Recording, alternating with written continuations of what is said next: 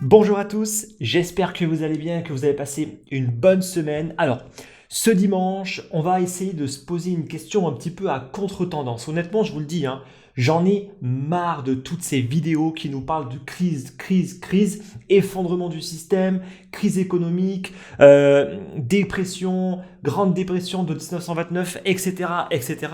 Honnêtement, ça en devient lassant. C'est extrêmement lassant en fait de voir toutes ces personnes en fait qui n'arrêtent pas de tous être dans le même sens. Donc moi, je me suis dit, autant essayer cette fois-ci pour faire un petit peu différemment des autres. Je pense que maintenant vous me connaissez. Est-ce qu'on n'essayerait pas un petit peu de se poser les questions à l'envers? Alors, justement, est-ce que la crise économique ne serait pas déjà effacée? Et c'est vraiment pas une question tirée au hasard, c'est pas non plus une question complètement délirante. Vous verrez que j'ai pas mal d'arguments pour essayer en fait de défendre cette question. Alors, je rappelle que c'est juste une hypothèse, bien évidemment. C'est absolument pas ce qui va se passer. En tout cas, j'en sais absolument rien. Le but de l'exercice, c'est aussi d'être capable d'être optimiste quand on est en fait entouré de pessimistes. Et vous verrez qu'il y a au final pas mal de choses qui sont assez intéressantes. Alors, si vous n'êtes pas inscrit pour recevoir ma lettre d'investissement, la dernière que j'ai envoyée, 11 minutes de temps de lecture. J'espère que vous avez pris le temps de bien la lire. Il y avait beaucoup d'informations dedans. Donc la prochaine sera envoyée dans une semaine. Si vous ne voulez pas la rater, inscrivez-vous. Le lien est juste dans la description. Alors, la crise économique n'est pas déjà en fait effacée. Tout le monde nous parle de crise économique, mais il y a plein d'indicateurs qui ne nous montrent pas aujourd'hui qu'on est en fait dans une crise économique majeure qui touche absolument tous les secteurs. Et ça c'est très important, tous les secteurs. Alors déjà, quelles sont, on va dire, les bonnes nouvelles entre guillemets? Bien évidemment, je parle uniquement des bonnes nouvelles vis-à-vis en fait du marché. Bon, premièrement, aujourd'hui, c'est nos limites au niveau des banques centrales. Donc c'est injection. Il n'y a absolument aucune limite pour essayer en fait de sauver le système. Il n'y a plus aucune contrainte ni restriction. Ça veut dire que les banques centrales et toutes les banques centrales aujourd'hui émettent sans aucune restriction. Donc bien évidemment que ça permet de soutenir les marchés. Ça permet en fait de soutenir tous les plans de relance, tous les pays développés qui peuvent se le permettre pour pouvoir financer en fait tout un tas de plans de relance. Justement, les plans de relance, on n'a jamais eu autant aujourd'hui de plans de relance qui ont été annoncés. Il n'y a jamais eu autant d'argent qui a été dépensé en fait pour sauver les entreprises, pour essayer en fait de relancer l'économie. On a vraiment une création de liquidité qui est sans aucune limite. Et en plus de ça, on a des secteurs économiques qui sont sur leur plus haut, qui n'ont pas connu la crise. Je sais que ça peut paraître complètement dingue, mais pourtant, il y a au moins deux secteurs économiques qui ne connaissent pas la crise, qui n'ont pas connu la crise et qui sont aujourd'hui sur leur plus haut. Donc ça, c'est vraiment à contre-tendance parce que on voit partout que les entreprises s'effondrent, les actions s'effondrent, etc. Mais en fait, ce qu'on oublie, c'est que les secteurs qui sont résilients, qu'on appelle non cycliques, ces secteurs-là, en fait, ils profitent de la crise et ils vont en ressortir encore plus fort. Alors, ces secteurs, lesquels sont-ils? Bon, je pense que vous les connaissez. On va avoir la santé. Donc la santé, alors dedans, on va retrouver quoi? On va retrouver Big Pharma. On n'est pas là pour commencer à polémiquer ou à critiquer quoi que ce soit, même s'il y a beaucoup de trucs qu'on pourrait leur reprocher, notamment ce qui se passe par rapport au coronavirus, par rapport à la chloroquine, etc. Bref, on n'est pas là en fait pour parler de ça. En tout cas, dans la santé, il y a Big Pharma, il y a les équipementiers qui sont extrêmement présents et qui performent très bien. On va avoir toutes les startups, les biotech, etc. Sachant que ce secteur-là, il est vraiment dans une très belle croissance. On verra ça justement après sur les graphiques. Ensuite, le second secteur, vous le connaissez, c'est la technologie de l'information. Donc là-dedans, on va retrouver les fameux GAFAM, Microsoft, Apple. On a aussi par exemple Visa, il ne faut quand même pas l'oublier. Visa, c'est extrêmement valorisé. On a aussi Intel, Cisco, Nvidia, etc. Toutes ces boîtes-là qui aujourd'hui en fait ne connaissent absolument pas la crise. Ensuite, on va avoir la consommation.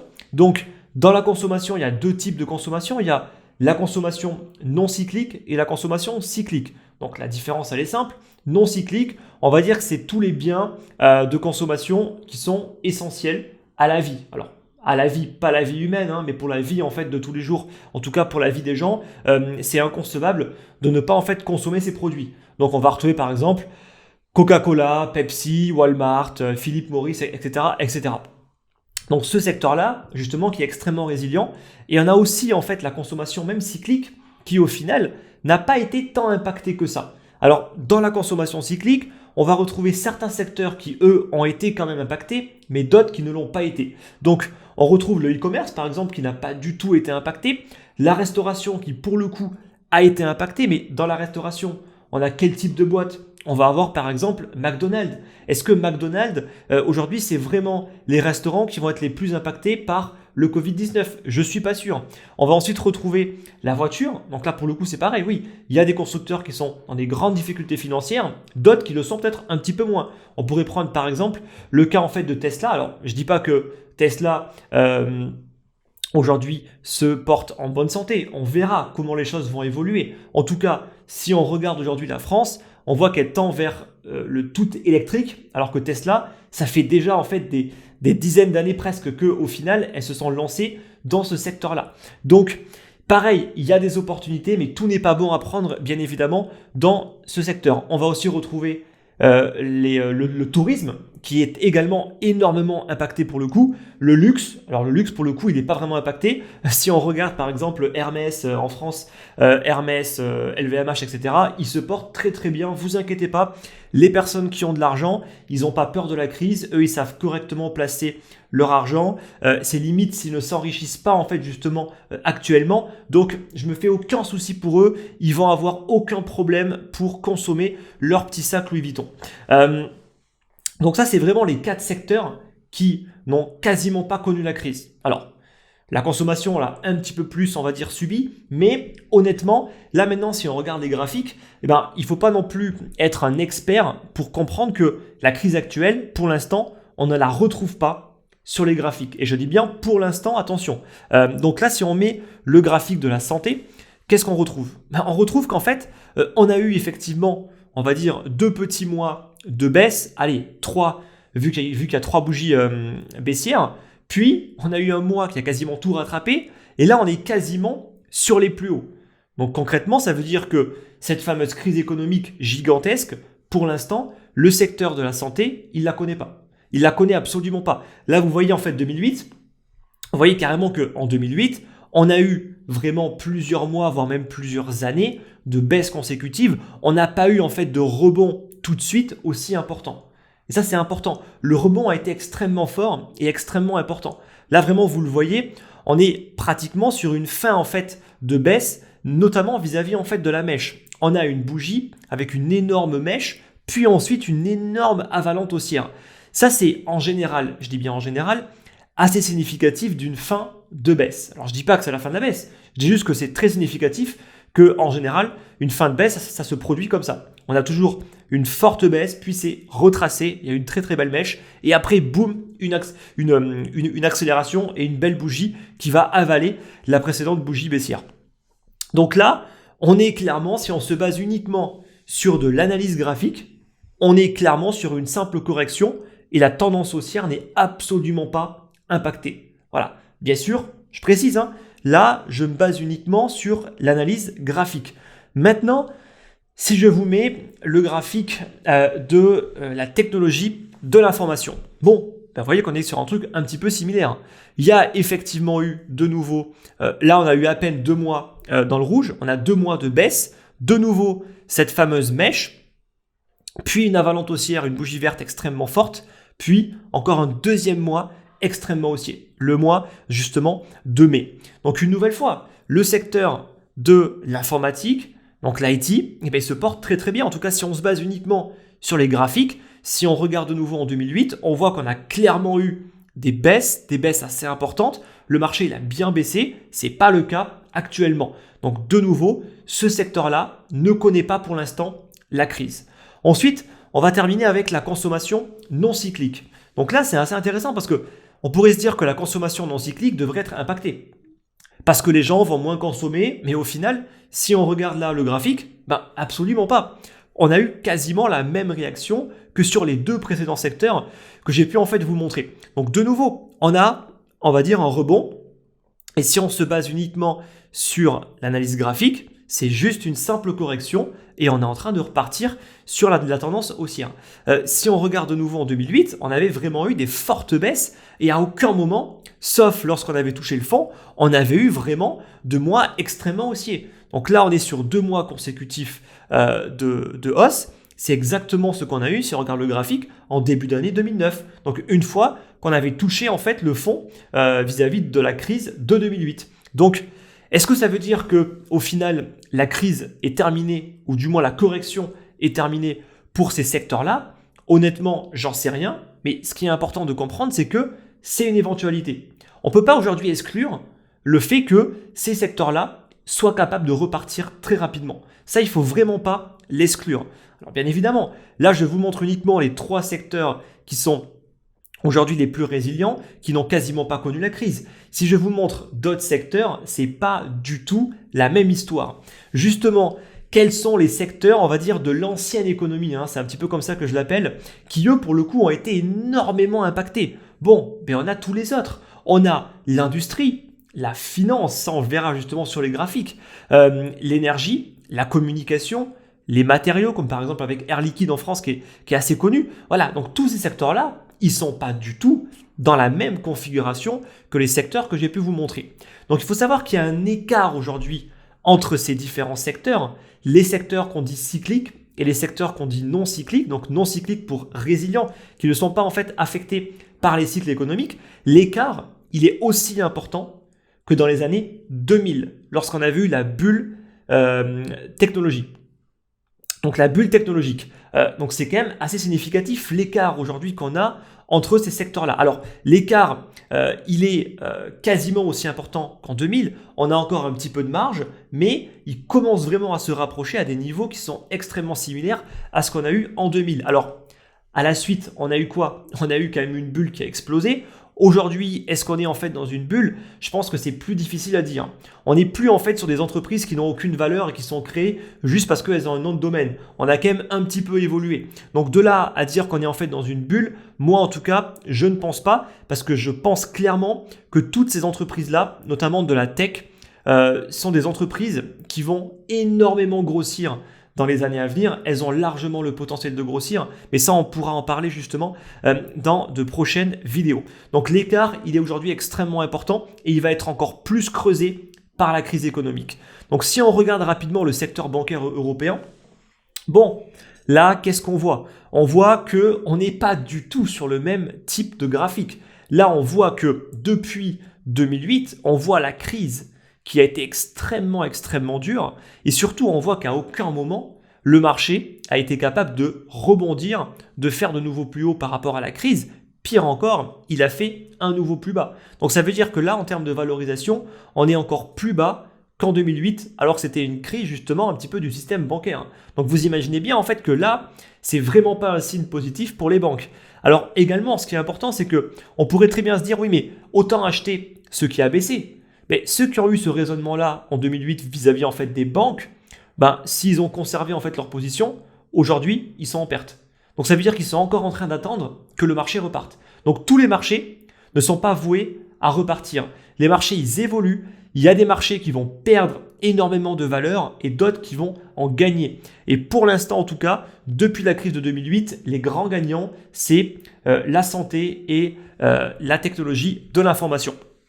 Alors maintenant, la question qu'on pourrait se poser, c'est quand on regarde les principaux indices, par exemple le CAC 40, le S&P 500, on remarque quand même qu'il y a un certain rebond. Donc ça veut dire que toute l'économie est en train de rebondir, ou est-ce que c'est juste certains secteurs qui rebondissent? Et en fait, ça c'est important. Il y a uniquement que certains secteurs qui rebondissent actuellement. Tous les secteurs ne rebondissent pas. Donc c'est pas en fait parce que les indices globaux rebondissent que tout rebondit. Absolument pas. Pourquoi est-ce qu'on a cette impression? Alors, il faut savoir que déjà, en 2008, les principaux indices, ils ont beaucoup plus baissé. Principalement pourquoi? Parce qu'on n'avait pas les GAFAM. On n'avait pas en fait les GAFAM qui étaient autant valorisés. Ils étaient à peine connus, ils étaient à peine créés, à peine valorisés en bourse. Donc leur impact au niveau des indices était extrêmement minoritaire. Alors qu'aujourd'hui, ils sont ultra majoritaires. Et ce, notamment grâce à la crise de 2008. En 2008, c'est vraiment là en fait où ces boîtes-là, ces entreprises-là ont énormément grossi. Leur poids boursier, il a énormément augmenté. Et aujourd'hui, toutes les entreprises comme Apple, Amazon, Microsoft sont majoritaires en fait dans la plupart des indices. Et donc, quand on regarde les indices, on se dit bon, ça a baissé, ça a bien rebondi. Mais en fait, il faut comprendre que si les indices aujourd'hui nous montrent qu'ils ont bien rebondi, c'est parce que toutes les entreprises de la tech n'ont quasiment pas baissé et ont déjà quasiment regagné, voire même fait un nouveau plus haut. Donc bien évidemment, en fait, que ça limite, on va dire, la baisse au niveau de l'indice global. Mais ça ne veut pas dire au final que toutes les entreprises et que tous les secteurs ont rebondi, loin de là. Donc ça, j'espère que c'est clair. Donc déjà en 2008, c'est cette crise-là en fait qui avait creusé l'écart et qui avait permis justement aux entreprises de la tech de devenir extrêmement importantes. Aujourd'hui, tout porte à croire que c'est de nouveau ce qui va se passer. Donc quel sera l'écart? Est-ce qu'on va avoir un écart gigantesque entre les entreprises de la tech et de la santé avec toutes les autres industries, sans oublier également la consommation qui, elle, pour le coup, ne pourra pas disparaître? Eh bien, c'est une question qui se pose réellement. Et je pense que c'est vraiment important de se poser cette question. L'écart, est-ce qu'il va encore plus se creuser vis-à-vis de la crise? Et moi, aujourd'hui, je dirais que tout porte à croire que oui.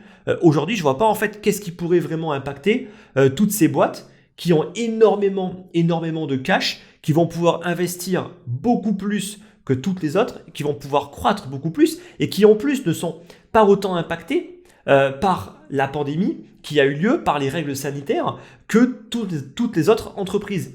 Donc tout ça fait qu'aujourd'hui, il y a, on va dire, rien qui peut les freiner, pour l'instant en tout cas, et tout porte à croire que ces entreprises-là, elles vont encore énormément croître.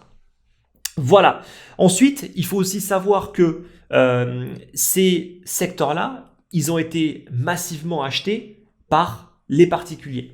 Donc, les particuliers, en fait, se sont rués sur l'achat d'actions, de crypto depuis le début du confinement. Et ça, c'est vraiment significatif. C'est bien plus que ce qu'on a pu avoir en 2008. 2008 n'était pas du tout la même crise et même le comportement des particuliers n'était absolument pas en fait le même. Par contre, là, on se rapproche plus d'un comportement similaire à 2000 où on a vraiment beaucoup de particuliers. Là, on parle de millions, par exemple, aux États-Unis qui ont créé des comptes, donc des millions de personnes supplémentaires qui ont injecté en fait beaucoup d'argent. Et même, il y a une étude qui montre que l'argent qui a été donné en fait par les aides, notamment aux États-Unis, par l'État, a principalement servi à quoi? À gonfler l'épargne, à retirer du cash, parce que les gens ont peur des banques, et à investir dans les actions, dans les cryptos. Donc c'est quand même assez ironique en fait que tout l'argent qui a été distribué ne sert absolument pas à l'économie réelle.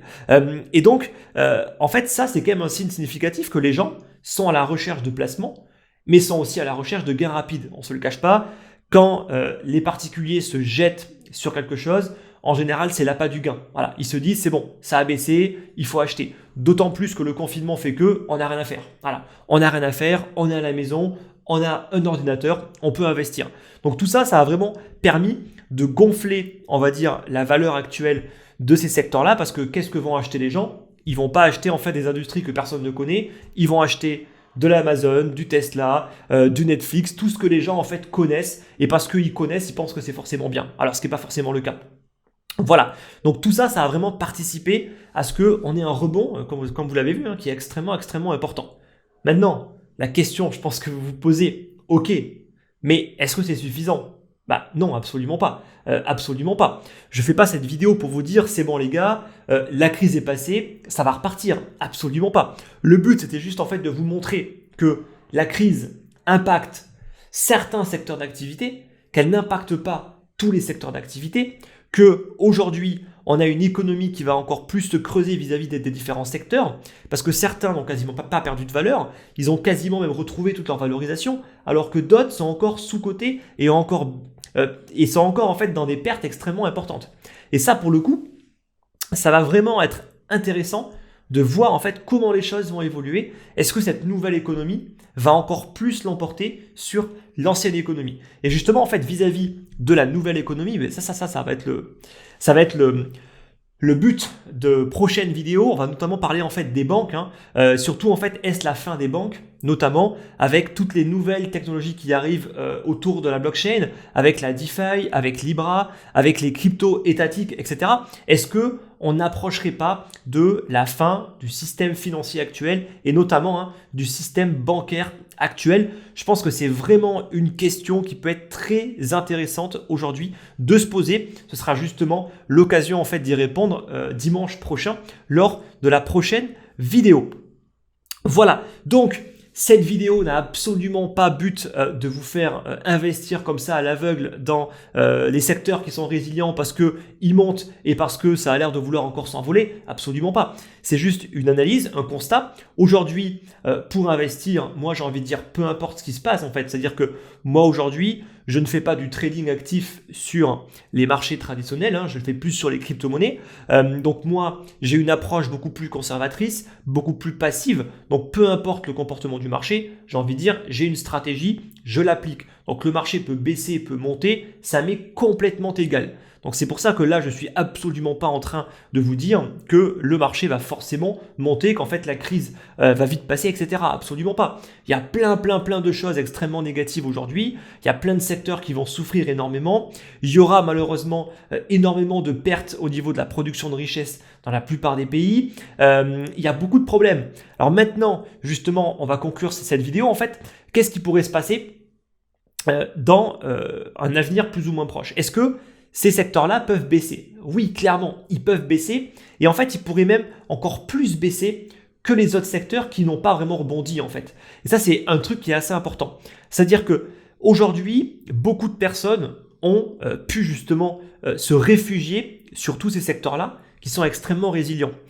Et donc, ils ont même pu gagner parfois beaucoup d'argent en se plaçant correctement lorsque ça avait un petit peu baissé sur ces secteurs-là. Si demain, vu qu'on est en fait dans une crise économique, il peut y avoir des événements de nouveau qui peuvent se produire et qui sont complètement imprédictibles. Et c'est ça en fait le risque dans une crise, c'est d'avoir un nouvel événement qui va redéclencher une vague baissière. C'est ça qui est extrêmement dangereux. Pourquoi? Parce qu'en fait la crise actuelle va stresser, on va dire, tout le système.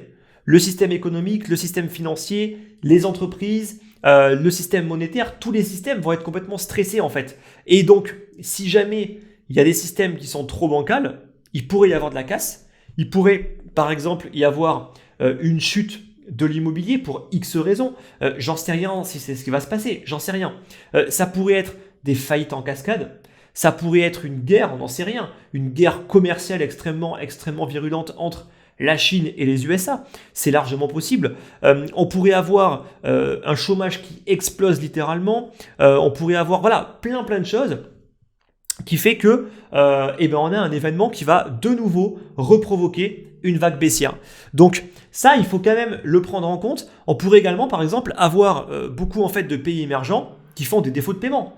Défaut de paiement, s'il y a des grosses banques qui sont beaucoup exposées en fait dessus, ils vont prendre des grosses pertes. Et ça peut vraiment provoquer des vagues de panique, de nouveau des vagues de baisse. Et dans ce cas-là, justement, je pense que les secteurs qui ont beaucoup résisté, ils pourraient beaucoup moins résister parce que justement, en fait, tous les investisseurs vont plus être tentés en fait de vendre ce qui a performé plutôt que ce qui a déjà sous-performé. Si on parle de tous les autres secteurs qui ont déjà en fait beaucoup perdu. Donc, c'est pour ça qu'il faut quand même faire attention, qu'il ne faut pas trop se précipiter, qu'il ne faut pas forcément faire all-in et se dire c'est bon, allez là, il faut investir, ça va repartir, c'est bon. Non, absolument pas. Il faut vraiment faire attention avec ça. On est en fait dans une crise, il y a encore beaucoup de choses qui peuvent arriver. La crise sanitaire, à mon sens, elle est terminée, comme j'ai pu vous le dire en fait dans la lettre d'investissement que j'ai pu vous envoyer lundi. Donc il n'y aura pas, à mon avis, de seconde vague, il n'y aura pas en fait de catastrophe comme certains l'attendaient par rapport à la pandémie. Donc par rapport à ça, pour moi, il n'y aura pas de nouvelles vagues baissières sur le marché en fait des crypto-monnaies et financiers. Pas par rapport à la crise sanitaire. Par contre, c'est possible effectivement qu'on ait un événement supplémentaire qui arrive vis-à-vis en fait de la crise économique d'entreprises qui, elles, par exemple, pourraient de nouveau provoquer une vague baissière. Et ça, on ne pourra pas l'anticiper. Donc, ce qu'on ne peut pas anticiper va provoquer obligatoirement en fait une baisse qui peut être assez importante. Voilà. Donc, j'espère que c'est clair pour tout ça. Donc, si vous avez des questions par rapport à tout ce que je viens de vous dire, surtout, n'hésitez pas à les poser en fait dans l'espace de commentaires. La semaine prochaine, dimanche prochain, on va parler en fait de la fin des banques. On va se poser en fait des questions comme toujours. Est-ce que la finance ne va pas être complètement écrasée en fait par aujourd'hui les technologies liées à la blockchain, liées à la finance décentralisée, liées à Libra, aux entreprises privées comme Apple, Facebook, Google qui sont aujourd'hui extrêmement importantes, qui ont des quantités astronomiques de cash et qui pourraient très bien en fait concurrencer directement les banques. Donc on peut aujourd'hui, je pense, se poser toutes ces questions et ce sera l'occasion en fait de le faire lors de la prochaine vidéo. Voilà. Donc si tout ça vous a plu, n'oubliez pas de mettre le like pour le soutien. Si vous voulez débattre de tout ça, c'est dans l'espace de commentaires. Nous, on se retrouve dimanche prochain, même heure. Je vous dis bon dimanche et bonne semaine à tous.